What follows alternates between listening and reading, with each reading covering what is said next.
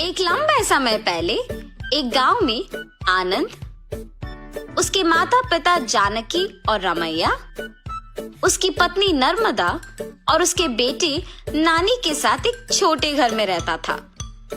आनंद नौकरी करके आए हुए पैसों से अपना घर चलाता था। जानकी उसकी बहू नर्मदा से सारे काम करवाती थी और उसे हमेशा ताने मार मार के दुखी करती थी, मगर नर्मदा उसे कुछ ना कह के चुप बैठती थी। ऐसे कुछ साल बाद आनंद अपने नौकरी से कमाए पैसों को बचा बचा के एक बड़ा नया घर खरीदता है।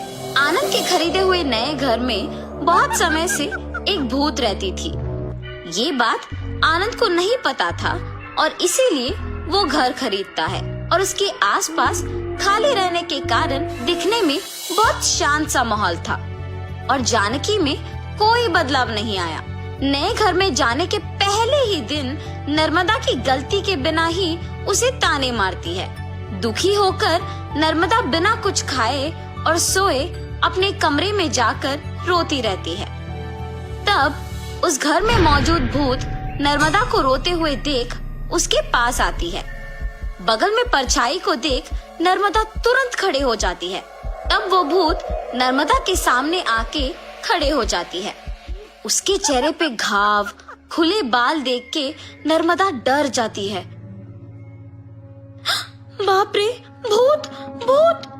डरो मत, मैं तुम्हें कुछ नहीं करूंगी। तुम हमारे घर में क्यों आए हो?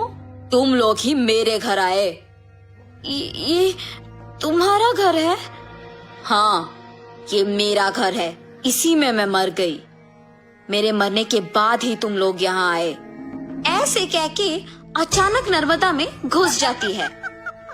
हा हा हा, ऐसे हंसते हुए सो जाती है। सुबह उठ के जब जानकी देखती है कि सारा काम वैसे का वैसे ही रह गया, तब नर्मदा नर्मदा बहुत बार बुलाने के बावजूद जब वो नहीं आती है तो जानकी ही उसके पास जाती है। हाँ, तुम अब तक उठी नहीं? नर्मदा नर्मदा उठो! जानकी पास आके बुलाने पर नर्मदा जाग उठती है। उसकी आंखें बहुत लाल और डरावना दिखने के बावजूद जानकी उस पर ज्यादा ध्यान नहीं देती है। उठ गई? जाओ, जाके सारा काम करके चाय बना के लाओ। मेरे ही सामने जोर से बात करके मुझे काम करने के लिए कह रही हो? ये कह के उसका हाथ जोर से पकड़ लेती है। नहीं, तुम कुछ मत करो। आज से सारा काम मैं ही करूंगी, मुझे छोड़ दो। जाओ, जाके सारा काम करो। ठीक है, ठीक है। ऐसे कह के जल्दी से सारे काम खत्म करती है। ये क्या सच में मेरी बहू है? इसके मुंह से कभी एक लफ्ज भी नहीं निकला और आज ये मुझसे सारा काम करवा रही है। तुरंत ये सब मुझे अपने बेटे को बताना होगा। और ऐसे अपने बेटे को सब सच बताती है। तब वो कहता है, जितना भी गुस्सा क्यों ना हो, ऐसे तो नहीं कहते हैं माँ। आप अगर उससे अच्छे से पेश आएंगे तो वो भी अच्छा ही रहेगी। उसके बारे में क्या मुझे नहीं पता? उसके बेटे का ऐसे बात करने पर जानकी कुछ नहीं कहती है और अपनी बहू से डरने के कारण वो सारे काम खुद ही करती है। नर्मदा, नए घर खरीदने की खुशी में मैं अपने कुछ दोस्तों को घर बुला रहा हूँ। सारी चीजों का तुम्हें ही ध्यान रखना होगा। ऐसे बोल के चला जाता है। नर्मदा कुछ बात किए बिना खड़े रहती है। उसके बगल में खड़े जानकी के पास जाके वो कहती है, तुम्हारे बेटे की बातें सुनी है ना तुमने? सारी तैयारी तुम्हें ही करना होगा। ऐसे जोर से कहती है।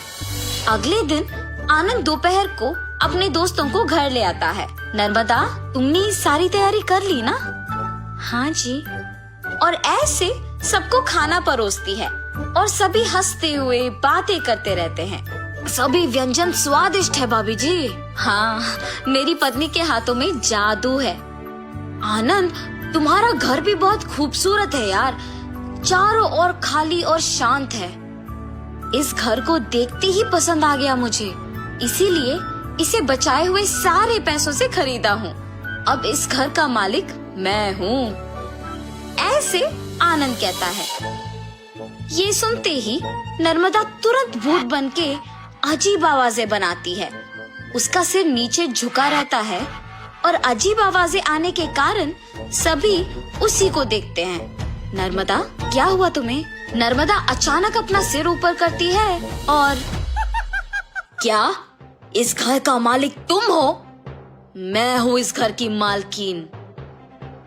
ऐसे उसे घूरने पर आनंद अचानक हवा में ऊपर उड़ने लगता है। नहीं, ये तुम्हारा ही घर है, मुझे छोड़ दो। ऐसे कहने पर आनंद को नीचे छोड़ देती है। ये सब देख के घर के सारे मेहमान भूत भूत कह के वहाँ से भाग जाते हैं। नर्मदा जैसे उसे कुछ पता नहीं है अपने कमरे में जाके सो जाती है। आनंद, कम से कम अब मेरी बातों का यकीन करोगे तुम? तुम्हारी पत्नी में भूत घुसी है, भूत। देखो आज उसने क्या कर दिया। हाँ माँ, अब हम क्या करें? एक मांत्रिक को बुलवाना ही पड़ेगा। हाँ ठीक है माँ, कल उसी के पास जाएंगे। और ऐसे जब सब बैठे हुए थे, नर्मदा आती है और सभी डर जाते हैं। तब उन्हें देख कहती है, क्यों सब मुझे देख के डर रहे हैं? क्या हुआ तुम सबको? कुछ नहीं। अब आप तो कुछ भी कर सकते हो ना। क्या करना है मुझे? मैं जो बोलूँगा तुम नहीं कर पाओगी। मैं नहीं कर पाऊंगी? पहले बोलो। अच्छा, क्या तुम इस बोतल के अंदर घुस के वापस बाहर आ सकती हो? इतना ही, और मैं ये नहीं कर पाऊंगी? देखो। ऐसे बिना कुछ सोचे समझे नर्मदा में घुसी आत्मा अचानक उस बोतल में घुस जाती है और तुरंत जानकी उस बोतल का ढक्कन बंद कर देती है। भूत को मैंने इस बोतल के अंदर बंद किया है, अब इसे गांव के अंत में फेंक के आना होगा। और ऐसे उस बोतल को गांव के एकदम अंत में फेंक के आ जाती है। तब से जानकी अपनी गलती सुधार के अपनी बहू को ताने मारना बंद कर देती है। भूत के चले जाने पर सभी उनके नए घर में खुशी से जीते हैं।